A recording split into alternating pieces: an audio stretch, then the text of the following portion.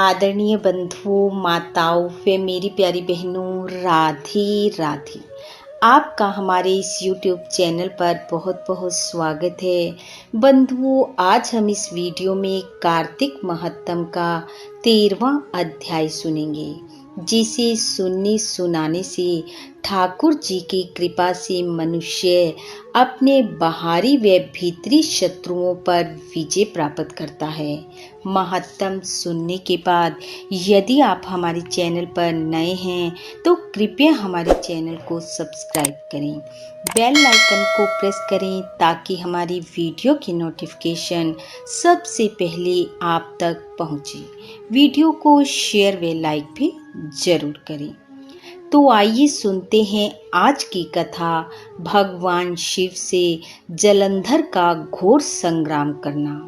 नारद जी बोले, हे राजन, जलंधर अपने दूत से यह सुनकर क्रोधित हो करोड़ों दैत्यों को साथ लेकर जल्दी से चल दिया।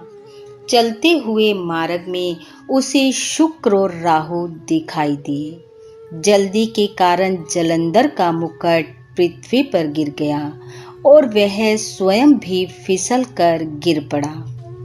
दैत्यों की सेना के सैकड़ों विमान आकाश में ऐसे छा गए जैसे वर्षा ऋतु में बादल। तब उसके उद्योग को देखकर इंद्र आदि सब देवता छिपकर भगवान शिव के पास गए और बोले, हे स्वामी, क्या आप हम देवताओं की इस विपत्ति को नहीं जानते? हे देवेश, आप इस दुष्ट जलंधर का वध कर हमारी रक्षा करें। इस प्रकार देवताओं के वचनों को सुनकर महादेव जी ने हंसकर भगवान विष्णु को बुलाकर कहा कि आपने संग्राम में जलंधर को क्यों नहीं मारा? अपने स्थान बैकुंठ को छोड़कर आप उसके घर जाकर क्यों बस गए? भगवान विष्णु बोले, हे भूत भावन, आपके अंश से उसका जन्म हुआ है और वह लक्ष्मी का भ्राता है, इसलिए उस दैत्य को मैंने नहीं मारा। आप ही उसका वध करिए। भगवान शिव ने कहा, ये बड़ा तेजस्वी है, इन शस्त्रों से मेरे हाथ से नहीं मरेगा, इसलिए तुम सब देवताओं सहित अपने तेज का कुछ अंश मुझे शस्त्र बनाने के लिए दो।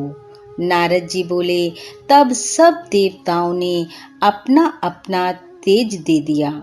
जब वह सब तेज मिलाकर एक हो गया, तब महादेव जी ने भी उसमें अपना तेज छोड़ा।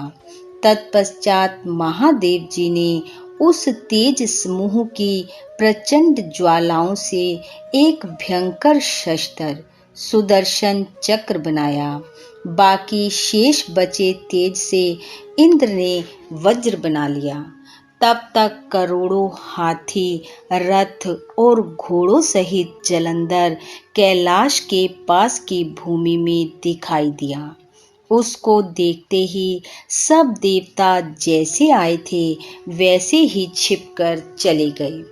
तब भगवान शिव के गण नंदी, गणेश, स्वामी कार्तिक आदि सब देवता महादेव जी की आज्ञा से युद्ध के लिए कैलाश से नीचे उतरे।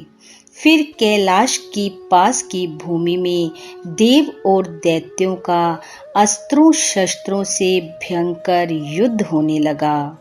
वीरों को प्रसन्न करने वाली भेरी, मृदंग, शंख तथा हाथी घोड़ा रथ के शब्दों से भूमि शब्दायमान होती हुई कांपने लगी।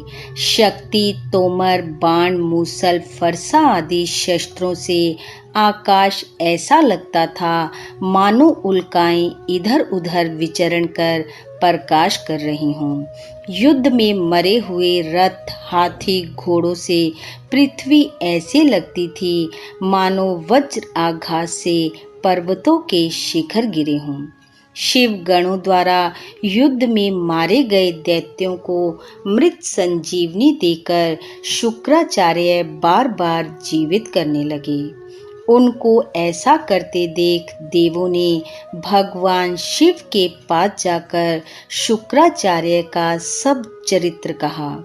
तब महादेव जी के मुख से एक भयंकर कृत्या राक्षसी निकली, जिसकी ताड़ के वृक्ष के समान भयंकर जांघ और गुफा के समान मुख था। उसके स्तनों से वृक्ष पीड़ित होने लगे। वह युद्ध में आकर असुरों का भक्षण करने लगे और शुक्राचार्य को पकड़कर आकाश में अंतर ध्यान हो गई। तब शिवगण शुक्राचार्य को पकड़ा देखकर आनंदित हो और वेग से दैत्यों को मारने लगे। भगवान शिव के गणों की मार से भयभीत दैत्यों की सेना छिन्न भिन्न हो गई। जैसे वायु के वेग से तृण समूह बिखर जाते हैं। शिव गणों के भय से भागी सेना को देखकर सेनापति निशुंभ, शुंभ और कालनेमी ये भी क्रोध करके युद्ध में आ गए। वर्षा के बादलों की तरह इन तीनों दैत्यों ने बाणों की वर्षा कर भगवान शिव की सेना को घेर लिया। दैत्यों के बाण समूह टिड्डी दल की तरह आकाश में छा गए। तब भगवान शिव के गण भी भय से कांपने लगे। सैकड़ों बाणों से घायल हुए गणों के शरीर से रुधिर इस प्रकार बहने लगा मानो बसंत ऋतु में टेसू का वृक्ष फूलों से खिला हुआ दिखाई देता हो। उस समय गिरे पड़े वे सब गण तितर बितर होकर युद्ध भूमि छोड़कर भाग गए। नारद जी कहने लगे, हे राजन, तब नंदी, गणेश और स्वामी कार्तिक अपनी सेना को भागी हुई देखकर क्रोध करके वेग से दैत्यों को रोकने और मारने लगे। इति कार्तिक महत्तम 13वां अध्याय समाप्त। बोलो विष्णु भगवान की जय। बंधुओं, भगवान श्री हरि की कृपा आप व आपके परिवार पर सदैव बनी रहे। आपका घर आंगन खुशियों से महकता रहे। इन्हीं शुभकामनाओं के साथ आप सबका बहुत बहुत धन्यवाद। राधे राधे।